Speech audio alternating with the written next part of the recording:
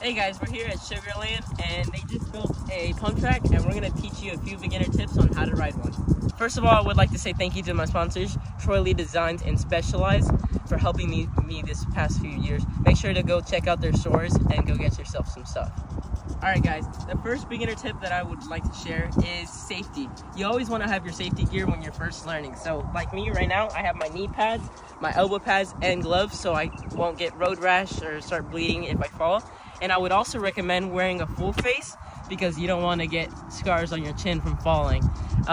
For this purpose of this video, so you guys can hear me, I'm not going to be wearing the full face, but I would definitely recommend it.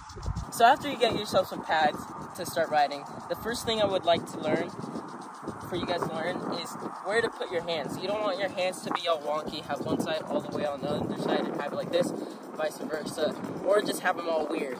What you want to do is find a place to where you can remember to where to grip in the same spot. So the way I do it, I like to grip on the inside of my grips, so I match it up with this part and this part on my hand, so I will always be in the same place, so whenever I'm pumping, it won't become uneven.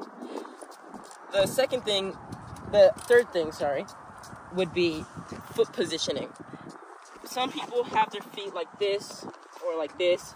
You don't want either of that. You want to have it on the ball of your foot so then you can scoop with your toes like this to stay on the pedals. See, whenever I scoop, my foot is not moving at all, but if I'm like here, my foot can go like that, or my foot can go like that. But if I'm gripped, it's not going anywhere. The next thing is standing up. Whenever you're riding, you want to be standing up always, so then you won't feel all the bumps and stuff, and so you don't get thrown over the bars if you hit something unexpected. The last thing that I would like to go over is how you're going to have your feet. If you're going to be right foot forward like this, or if you'll be left foot forward like this. The way to figure that out is really simple. What you got to do is put your bike down and do a 360. So if you spin left like me, you'll have your right foot forward always. And if you spin right like that, you'll have your left foot forward. So since I spin going towards the left, I would put my right foot forward like that.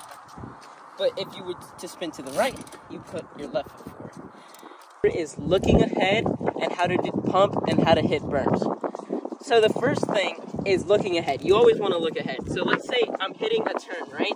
You're saying, oh, Ezra, how do you look ahead in a berm? Because if you look ahead, you'll just go where you're looking. What you need to do is you want to be looking at the exit of the turn. So you're going to have your feet flat, and you're going to be looking at the exit, and that'll help you turn your bike going towards the trail. The next tip is how to exactly hit the berm perfectly. So if you're coming in with tons of speed and you need to really lean, what I would recommend is slightly lowering your front foot if it's a left turn, so then you can dig deeper. And same thing for a right turn. If you're going right, drop your front foot a little bit so your pedal won't hit the ground.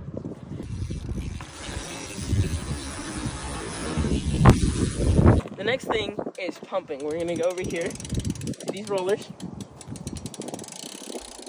And to pump, you want to keep your pedals flat always, because if you don't, you run the risk of hitting the top right there, and that'll send you over the bars real quick.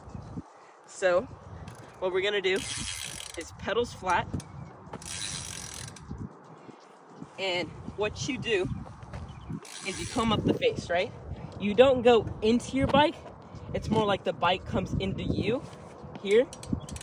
You're all scrunched up here. And then whenever your front tire goes over the apex of the roller, you're gonna start pushing out with your arms first, and then your legs will do the same thing. The push.